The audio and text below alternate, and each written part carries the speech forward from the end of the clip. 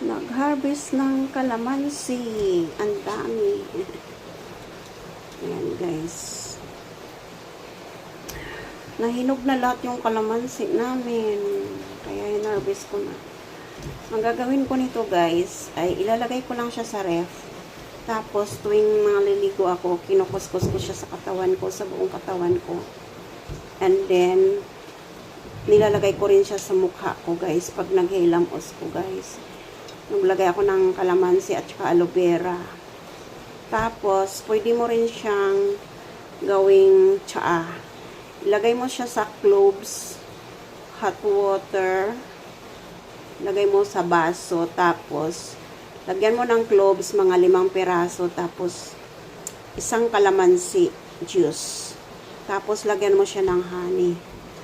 Yan.